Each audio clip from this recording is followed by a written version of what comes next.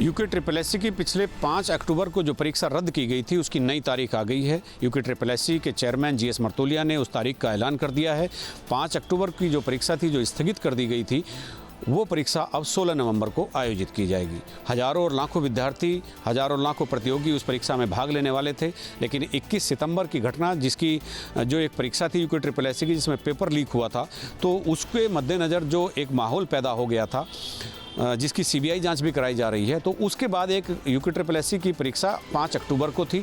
तो चूंकि माहौल बहुत ख़राब था और परीक्षार्थी लगातार इस बात की मांग कर रहे थे कि सभी परीक्षाओं को पूरा पुख्ता करने के बाद ही कराया जाए, तो इसीलिए 5 अक्टूबर की परीक्षा को भी रद्द कर दिया गया था और उसके बाद अब इस 5 अक्टूबर की परीक्षा को 16 नवंबर को कराया जाएगा। अपने सहयोगी कैमरामैन सोनी कुमार के साथ न्यूज स्टेट के लिए देहरादून से अजीत सिंह राठी।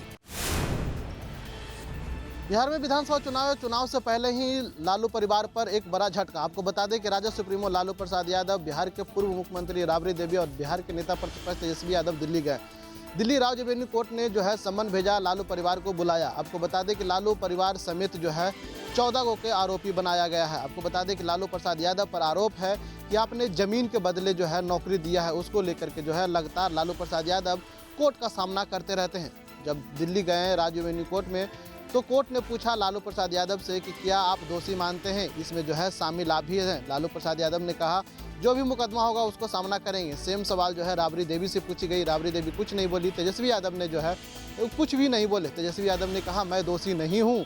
इसको लेकर के जो है लगातार चर्चाएं तेज हो चुकी है। लेकिन आपको बता दें कि आईपीसी की धारा जो है उस पर 14 लोगों का मुकदमा दर्ज किया है। आपको बता दें कि जिस तरह से जो है 14 लोग इसमें जो है घोटाले में शामिल हैं। जिस तरह से जो है लालू प्रसाद यादव पर जो है आरोप है कि ज़मीन के बदले आपने नौकरी दिया लेकिन स्वीकार नहीं किया। तो जो है बिहार में चुनाव है और लालू परिवार के लगातार जो है मुश्किलें बढ़ते आ रही है। जिस तरह से जो है राजद सुप्रीमो लालू प्रसाद समेत जो है तेजस्वी यादव भी अभी दिल्ली में मौजूद हैं। वीडियो जर्नलिस्ट सत्येंद्र कुमार के साथ यूके से ब्रजेश कुमार। बिहार विधानसभा की चुनाव जो है उसको दूसरी सूची प्रशांत किशोर ने आज जारी किया। आपको बता दें कि जनसुराज के सूत्रधार प्रशांत किशोर ने प्रेस कॉन्फ्रेंस किया था। कुछ ही देर पहले जो इन्होंने जो है सबसे पहले 51 जो है विधानसभा सीटों का लिस्ट जारी किया। उसके बाद से जो है आज 65 जो है विधानसभा सीट की जो है सूची जारी किया। उसके बाद से जो है कई लोगों को जो टिकट नहीं मिली तो नाराजगी हो गई। आपको बता दें कि प्रशांत किशोर ने जो है लगातार ये कहते हैं कि हमने गरीबों की सरकार बनाया है, शिक्षा, रोजगार और ऐसे सरकार बनाएंगे। लेकिन तस्वीर जो है देखिए किस तरह से जो प्रशांत किशोर के पीसी के बाद जो है कुर्सी फेंका फेंकी हुई है। तस्वीर जो है देख सकते हैं इस तरह से जो है कुर्सियां फेंकी गई और कई जो है जनप्रतिनिधि जो होने के दावेदारी करते थे उन पर जो है टिकट नहीं मिला, उसको लेकर के काफ़ी नाराजगी हुई और कई लोगों का जो है बंद कर दिया गया रूम में। समझाने बुझाने की कोशिश जो है जो जनसुराज के कई जो नेता हैं उनको में लगे हुए थे और सबको पकड़ के जो है अंदर ले गए। आपको बता दें कि जिस तरह से जो है प्रशांत किशोर ने कहा कि हम एक ऐसा बिहार बनाना चाहते हैं जहाँ से पलायन ना हो, उसको लेकर के जो है हम 3 साल से मेहनत कर रहे हैं। आपको बता दें कि जैसे जैसे प्रशांत किशोर जो है सभा में चलते हैं तो उनकी जो भीड़ जो पीछे रहती है वो अब आगे ना आना चाहती है। लेकिन उसको लेकर के जो है लगातार प्रशांत किशोर एक दावा करते हैं कि हमने एक ऐसे व्यक्ति को टिकट दिया है जिससे जो है कोई वंचित न रह जाए, कोई छूट न जाए, ऐसे समाज को टिकट दिया है। लेकिन देखना होगा कि जो समाज से आते हैं, जो प्रयास करते हैं, मेहनत करते हैं, प्रशांत किशोर के साथ में चलते हैं, उनको अगर टिकट नहीं देती है तो कहीं ना कहीं जो है जनसुराज के खिलाफ जो उनका जो गुस्सा है वो जाहिर जो है पूरी तरह से दिखाने की काम करते हैं। न्यूज स्टेट के लिए पटना से ब्रजेश कुमार। दिवाली से पहले केंद्रीय कर्मचारियों और पेंशनरों के लिए बड़ी खबर सामने आई है। केंद्र सरकार की तरफ से एक बड़ी सौगात दी गई है। जो सीजीएचएस का लगातार रेट का मामला चल रहा था उसको हरी झंडी मिल गई है। उसको तब्दील कर दिया गया है कि अब तुरंत और कैशलेस इलाज जो है वो हो पाएगा, क्योंकि लगातार ये शिकायत सीजीएचएस में मिल रही थी कि जब कोई कर्मचारी या पेंशनर जो है सीजीएचएस कार्ड को लेकर किसी अस्पताल जाता है तो उस समय पेमेंट और भुगतान जो है वो नहीं हो पाता, जिसके वजह से देरी होती है और पेमेंट खुद करना पड़ता है और उसके बाद भुगतान में कई महीने लग जाते हैं। तो अब वो नहीं होगा, कैशलेस ट्रांजैक्शन हो पाएगा, तुरंत इलाज जो है वो मुहैया कराया जा सकेगा। इससे पहले भी अगस्त में यूनियन की तरफ से इसकी मांग उठाई गई थी। केंद्रीय सरकार से भी लगातार ये मांग उठाई जा रही थी कि इसमें भुगतान और कैशलेस ट्रांजैक्शन को बेहतर करना बहुत ज़रूरी है और इसी को ध्यान में रखते हुए ये फैसला जो है वो लिया गया है, जिससे अब केंद्रीय कर्मचारी और पेंशनरों को बड़ा फायदा मिलने की उम्मीद है। वीडियो जर्नलिस्ट राकेश रावत के साथ हरीश झा, न्यूज स्टेट, उत्तर प्रदेश, उत्तराखंड। 4 साल से कम आयु वाले बच्चों को कफ सिरप प्रतिबंधित करने के बाद अब स्वास्थ्य विभाग ने एक और ड्राइव चलाई है और उसमें ये है कि जो बच्चों के लिए अलग से कफ सिरप बनते हैं, पैरासीटामोल सिरप या किसी दूसरी कंपनी के, उनके सैंपलिंग भी शुरू हो गई है। उनकी सैंपलिंग तकरीबन पिछले 2 दिनों में 2 दर्जन सैंपल लिए गए हैं जिनको जांच के लिए भेजा जा रहा है। लेकिन एक अच्छी बात यह है कि जो इससे पहले एक ड्राइव चलाकर सैंपल लिए गए थे कफ सिरप के, उनमें से तकरीबन सैकड़ों सैंपल थे और उनमें से 6 सैंपल जो वापस आए हैं वो स्टैंडर्ड हैं। और इस अभी फ़िलहाल ये स्वास्थ्य विभाग की ड्राइव चल रही है और 4 साल के कम उम्र के बच्चों को कफ सिरप पूरी तरह से बैन कर दिए गए हैं। और अभी जो ये पैरासीटामोल कफ सिरप जो बच्चों के लिए होते हैं, कोल्ड ड्रिप कफ सिरप का मामला अब मनी लॉन्ड्रिंग में तब्दील हो चुका है। इस पूरे मामले में अब ईडी ने बड़ी कार्रवाई की है। श्रीसन फार्मा जो कि कोल्ड ड्रिप जो है वो बनाता है, उसको 7 अलग अलग ठिकानों में देश भर में ईडी ने छापेमारी की है, जिसमें कई अधिकारियों के घर पे भी छापेमारी जो है वो हुई है। इस बता दें पूरी कार्रवाई तमिलनाडु में जो केंद्रित कोल्ड ड्रिप कंपनी है, मैन्युफैक्चरिंग हब जहां पर है, उसके प्रोडक्शन को भी पूरी तरीके से बंद कर दिया गया है। हम आपको बता दें कि मध्य प्रदेश और राजस्थान में इस तरीके की खबर आई थी कि बच्चों की मौत जो है वो हो रही है एक कफ सिरप को लेकर। उसके बाद उसकी जांच हुई और कोल्ड ड्रिप में क्योंकि डीईजी लेवल लगभग 48% पाया गया, तो जिसके बाद उसका प्रोडक्शन और साथ में जो स्टॉक था उसको भी वापस बुला लिया गया, प्रोडक्शन को पूरी तरीके से बंद कर दिया गया। और इस पूरे मामले में लगातार कार्रवाई जो है सरकार की तरफ से की जा रही है। वीडियो जर्नलिस्ट राकेश रावत के साथ हरीश झा, न्यूज स्टेट, उत्तर प्रदेश, उत्तराखंड। सार्वजनिक, शासकीय और अर्ध शासकीय नियमित कर्मचारी अब होमगार्ड पद के लिए आवेदन नहीं कर पाएंगे। सरकार 40,000 से ज़्यादा होमगार्डों की भर्ती करने जा रही है। इसमें नई नियमावली के तहत भर्ती होगी। इसके लिए बाकायदा शासन ने पत्र लिखा है और इसमें मंजूरी मिलने के बाद ये माना जा रहा है कि अब होमगार्डों में भर्ती में जो ये व्यवस्था है वो लागू हो जाएगी। उत्तर प्रदेश पुलिस के साथ ही होमगार्ड की भर्ती पर भी सरकार पूरी तरीके से ध्यान दे रही है। उत्तर प्रदेश में होमगार्डों की संख्या बढ़े, इस मकसद से मुख्यमंत्री योगी आदित्यनाथ ने कुछ दिनों पहले विभाग की समीक्षा की थी और उसके बाद निर्देश दिया था कि जो रिक्त पद है वहां पर तेजी से होमगार्डों की भर्ती की जाए ताकि उत्तर प्रदेश की कानून व्यवस्था को और मजबूत किया जाए। कुछ साल पहले अगर हम बात करें तो यूपी पुलिस में भी बड़ी भर्ती हुई थी और अब उसके बाद होमगार्ड के लिए बड़ी भर्ती होने जा रही है। लखनऊ से उदय सरराम के साथ निखिल शर्मा, न्यूज स्टेट, उत्तर प्रदेश। संभल में जावेद हबीब के लेकर के अब तक 32 एफआईआर दर्ज की गई हैं, जिसमें करोड़ों रुपए की धोखाधड़ी को लेकर के उस पर आरोप है। दरअसल पूरा मामला बता दें कि जनपद संभल में जावेद हबीब के द्वारा एक कार्यक्रम किया गया था, जिसमें करीब 150 से अधिक लोग वहां कार्यक्रम में पहुंचे थे और उनके लिए इस तरीका का झांसा दिया गया था कि 50 से 70% तक आपके लिए मुनाफा किया जाएगा, आप इसमें लाखों रुपए खर्च करेंगे। तो इसको लेकर के जो पीड़ित लोग हैं उनसे बात की तो उनका साफ तौर से कहना है कि वहां पर कार्यक्रम किया गया था, लेकिन कार्यक्रम के दौरान 50 से 70% का मुनाफा का झांसा दिया गया था और हमने उसमें पैसा खर्च किया। तो कहीं ना कहीं जिस तरीका से जो रायसती थाना है उसमें लगातार पुलिस की तरफ से जो शिकायत के आधार पर एफआईआर दर्ज की जा रही है और लगातार जिस तरीका से माना जा रहा है कि जो जावेद हबीब है वो करोड़ों रुपए का घोटाले के मामले में पुलिस ने खुलासा किया है। संभल से वीडियो जर्नलिस्ट के साथ सत्यपाल यादव, न्यूज स्टेट, संभल। मथुरा में पेड़ों के काटने का सिलसिला थमने का नाम नहीं ले रहा। सोशल मीडिया पर एक वीडियो वायरल हुआ जो रिफाइनरी की औद्योगिक साइड का था और एक पार्क से सैकड़ों पेड़ काटने की बात सामने आ रही थी, जिसके बाद वन विभाग की टीम एक्टिव हुई और मौके पर जाकर देखा तो यूपी शेड़ा का जो पार्क था उसका देखरेख का जिम्मा बीएन ग्रुप को सौंपा गया था। बीएन ग्रुप के मालिक बी के उपाध्याय ने जेसीबी की मदद से करीब 82 पेड़ों को सौंदर्यीकरण के नाम पर वहां से उखाड़ दिया। वन विभाग ने बी के ग्रुप के मालिक के खिलाफ और उसके 6 साथियों के खिलाफ थाना रिफाइनरी में एफआईआर दर्ज कराई है। रिफाइनरी के इंडस्ट्रियल एरिया में पार्क नंबर 6 यूपी शेड़ा का जो है वहाँ पे पेड़ कटे हैं, तो तुरंत विभाग की टीम मौके पे पहुंची और जांच के उपरांत वहाँ पे पेड़ कटे पाए गए, जिन पे तत्काल प्राइमरी इंक्वायरी करके विभागीय केस दर्ज किया गया और एफआईआर इसमें दर्ज कराई गई और इसके बाद जो है लकड़ी को विभागीय विवेचना में लिया गया है। तो आगे इसमें विवेचना के उपरांत कठोरतम कार्रवाई संभव होगी। बड़ी संख्या में पेड़ काटने वाली कंपनी यानी BN ग्रुप के खिलाफ कार्रवाई कब होगी, यानी और उस कंपनी को ब्लैक लिस्ट कब किया जाएगा, और जो कंपनी का मालिक है BN उपाध्याय उसकी गिरफ्तारी कब होगी। हराजी सारस्वत, न्यूज स्टेट, मथुरा।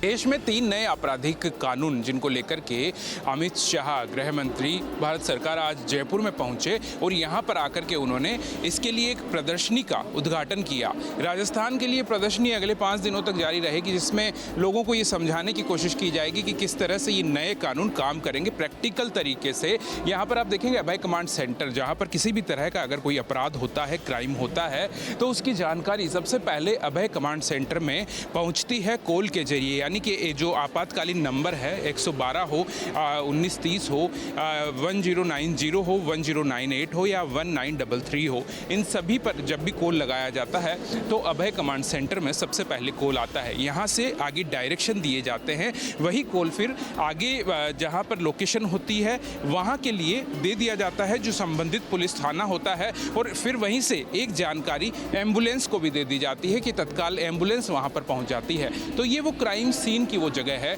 जहाँ पर दिखाया जाता है कि कोई भी घटना होती है, किसी भी तरह का अपराध होता है, तो वहाँ पर किस तरह से FSL टीम पहुँचती है, पुलिस थाने में जब वो रिपोर्ट पहुँचती है तो वो किस तरह से काम किया जाता है। जब वो रिपोर्ट वहाँ पर पहुँचती है तो महिला हेल्प डेस्क वहाँ पर रहती है कि सबसे पहले कि अगर कोई महिला जाती है तो उसको वहाँ पर किस तरह से बातचीत वहाँ पर की जा सकती है, किस तरह से मदद मिल सकती है।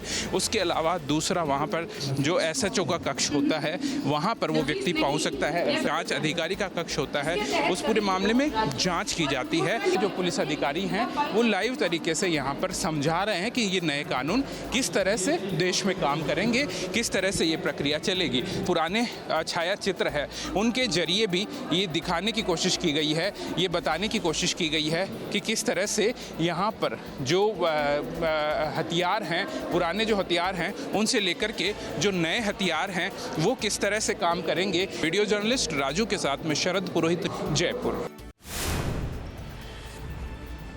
हमारे साथ डॉक्टर अजय लेखी मौजूद हैं। इनसे आज समझने की कोशिश करेंगे कि आखिर घरों में खासकर नकली पनीर की पहचान कैसे की जा सकती है। और देखिए, हम पनीर यहाँ पर बाजार से जो आम पनीर है जैसे कि लोग लेते हैं वैसे हम लेकर आए हैं, और हम कोशिश करेंगे जानने की किस तरीके से नकली पनीर की पहचान की जा सके। सबसे पहले अजय सर, जो एक बात है कि पनीर का इस्तेमाल खासकर त्यौहार के सीजन में बहुत ज़्यादा यूज़ होता है, तो कैसे पहचान करें असली और नकली पनीर? मैं आपको बताता हूँ कि हम इसका एक छोटा सा टुकड़ा काटते हैं और इसको हाथ में लेते हैं, तो आप देखें कि इसकी फील एक अच्छी सी फील है, तो ये बताता है हमारे को, देखिए बुरबुरा सा हो गया, और ये पनीर कहीं ना कहीं एक अच्छा पनीर बना हुआ है, अच्छी जगह से आया हुआ है। इसी के साथ साथ हम इस पनीर का टुकड़ा एक तोड़ के हम गर्म पानी में जो रखा है इसमें डालते हैं, और हम देखते हैं कि इस पनीर के साथ क्या होता है।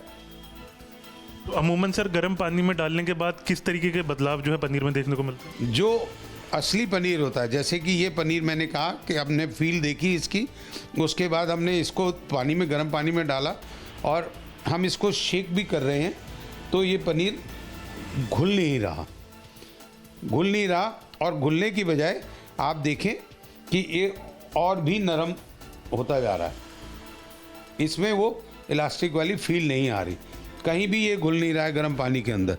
अगर जो नकली पनीर होता है वेजिटेबल ऑयल से बना होता है तो वो घुल जाता है। तीसरी चीज़ जो आती है, इसकी स्मेल आती है, आप देखें इसमें दूध की स्मेल आ रही है। वीडियो जर्नलिस्ट राकेश रावत के साथ हरीश झा, दिल्ली। मुंबई में पिछले कुछ वक्त से लगातार हो रही सोने की तस्करी के खिलाफ DRI ने शुरू की ऑपरेशन गोल्डन स्वीप, और इसके तहत मुंबई अंतर्राष्ट्रीय हवाई अड्डे से लगातार जो तस्करी की जा रही थी उस पर बड़ा लगाम लगाया गया है। इस वक्त हम मुंबई के छत्रपति शिवाजी महाराज अंतर्राष्ट्रीय एयरपोर्ट पर मौजूद हैं। आपको बता दें कि लगातार सोने की जिस तरह से कीमत बढ़ रही है, उसी के साथ साथ सोने की स्मगलिंग यानी तस्करी भी तेजी से हो रही थी, लिहाजा इन तस्करों पर लगाम लगाने के लिए डायरेक्टोरेट ऑफ रेवेन्यू इंटेलिजेंस यानी कि DRI ने ऑपरेशन गोल्डन स्विप की शुरुआत की। इसके तहत अब तक 13 लोगों की गिरफ्तारी हो चुकी है, जिनमें 2 बांग्लादेशी नागरिक बताए जा रहे हैं, 6 श्रीलंकाई नागरिक बताए जा रहे हैं। इसके अलावा एयरपोर्ट के कुछ स्टाफ भी गिरफ्तार हो चुके हैं। 2 स्टाफ एयरपोर्ट से गिरफ्तार हो चुके हैं जो कि इस पूरे रैकेट की मदद कर रहे थे इस तस्करी को अंजाम देने के लिए।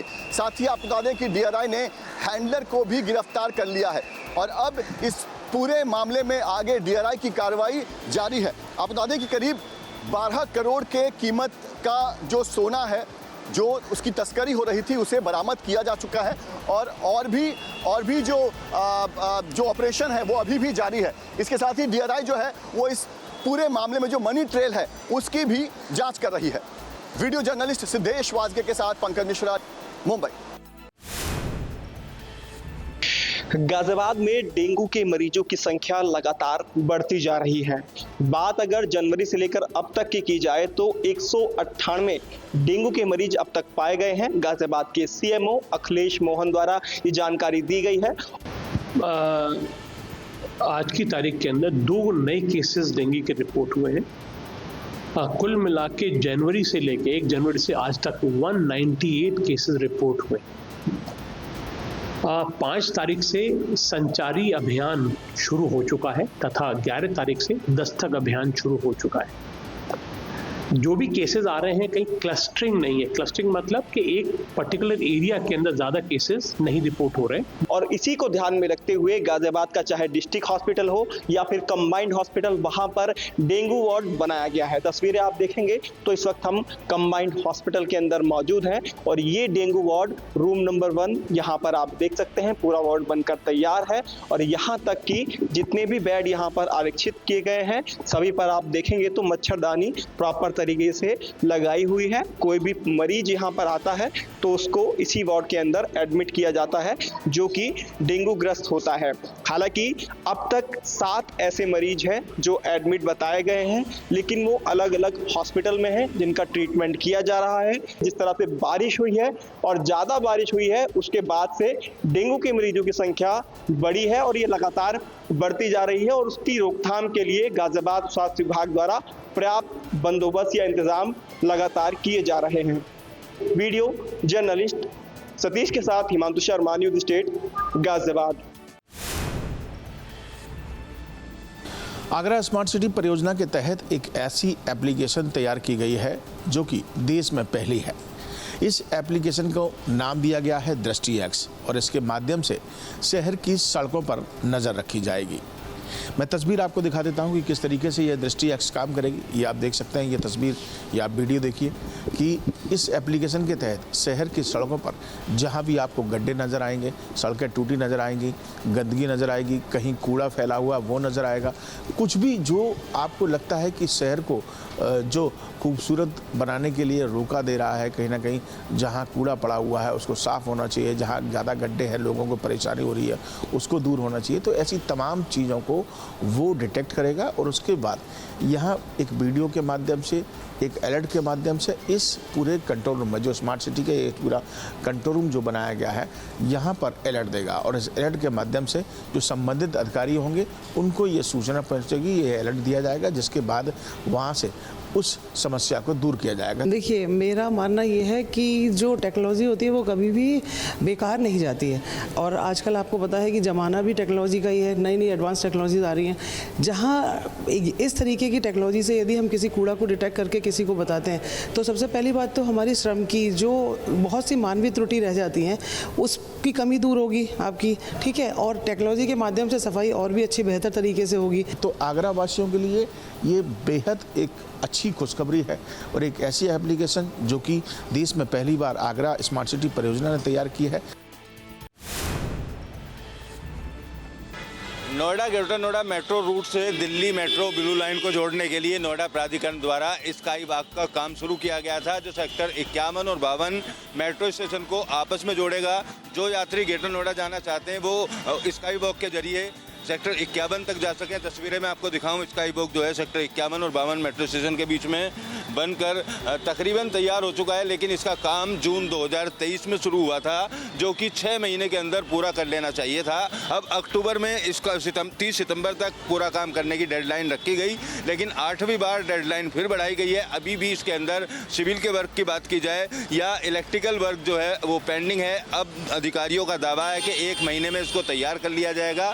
इस स्काई वॉक के बनने से सड़क पर जिस तरीके से लोगों को ऑटो की या पैदल जाने वाले लोगों की जो लाइन आपको दिखाई दे रही है, ये लाइन खत्म हो जाएगी और दिल्ली मेट्रो से उतरने के बाद नोएडा ग्रेटर नोएडा रूट पर जाने वाली मेट्रो रेल से लोग जा सकेंगे स्काई वॉक की मदद से। इसलिए इसका निर्माण कराया जाना था, लेकिन जो जिम्मेदार अधिकारी हैं जिनकी देखरेख में ये काम समय से पूरा होना चाहिए था, काफ़ी लेट लतीफ़ी रही है। अभी नवंबर तक का समय और दिया गया है, देखना होगा नवंबर तक ये शुरू हो पाएगा या नहीं हो पाएगा। 2023 जून में काम शुरू हुआ था और 6 महीने में काम पूरा करने का दावा जब अधिकारियों की तरफ से किया गया। अब 2025 है, अक्टूबर आ चुका है, अभी तक काम पूरा नहीं हुआ है। तो इस तरीके की लापरवाही करने वाले जो अधिकारी हैं उन पर किस तरीके से एक्शन लिया जाएगा, ये काम कब तक पूरा होगा, फिलहाल ये देखना होगा। वीडियो जर्नलिस्ट जैनेंद्र के साथ अमित चौधरी, न्यूज़ स्टेट नोएडा। संभल में मीट कारोबारी हाजी इमरान और हाजिर खान के ठिकानों पर ईडी और सीबीआई की टीम की छापेमारी की गई है। इरफान इंडियन फ्रोजन फूड के स्वामी हैं। बताते हैं कि दोनों भाइयों का 1000 करोड़ रुपए का कारोबार है। कार्रवाई के दौरान कानून व्यवस्था बनाए रखने के लिए पीएसी बल मौजूद रहा।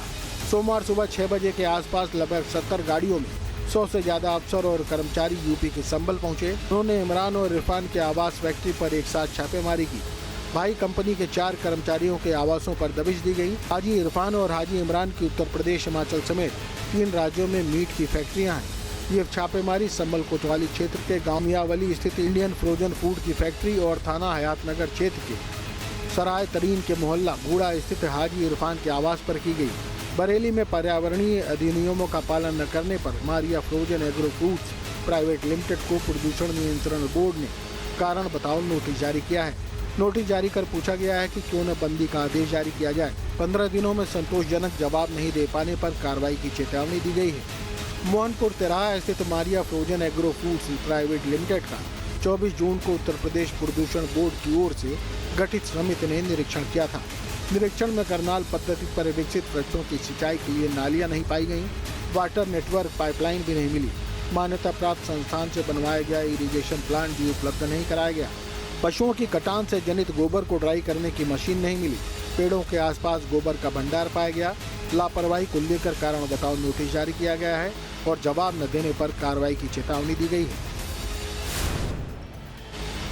मोहम्मद जिला अस्पताल में मुफ्त इलाज की सरकारी व्यवस्था में लापरवाही का मामला सामने आया है। यहाँ पर एक स्वास्थ्य कर्मी पर प्लास्टर चढ़ाने के लिए मनमाफिक रकम मांगने का आरोप लगा है। पैसा न मिलने पर उसने एक मरीज को बिना इलाज लौटा दिया। सालट गांव के रहने वाला एक युवक अपनी 19 वर्षीय बेटी के पैर में फ्रैक्चर होने पर जिला अस्पताल पहुंचा था।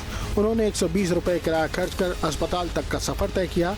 इमरजेंसी वार्ड में तैनात एक स्वास्थ्य कर्मी ने प्लास्टर के लिए उनसे 470 रुपये की मांग की।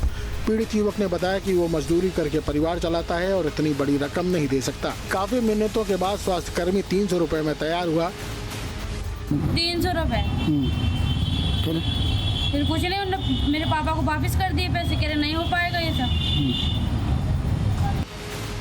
पीड़ित युवक ने जैसे तैसे पैसे जुटाए, लेकिन आधे घंटे बाद उसी कर्मचारी ने मनमाफिक रकम न मिलने का हवाला देकर इलाज करने से इनकार कर दिया। मामले में पीड़ित का कहना है कि उसकी बेटी को इंजेक्शन लगाया गया, लेकिन इलाज बीच में ही रोक दिया गया। उन्होंने कहा कि हम गरीब लोग जिला अस्पताल इसलिए आते हैं कि सरकार ने मुफ्त इलाज की व्यवस्था की है, लेकिन यहाँ पैसे की बिना सुनवाई नहीं होती। बेटी ने भी नाराजगी जताते हुए इसे गरीबों के साथ मजाक बताया। इस पूरे मामले की शिकायत अस्पताल के सीएमएच से की गई, जिन्होंने जांच का आश्वासन दिया है। यह घटना एक बार फिर जिला अस्पताल में व्याप्त अव्यवस्थाओं और कर्मचारियों की मनमानी को उजागर करती है और स्वास्थ्य नीतियों पर सवाल खड़े करती है।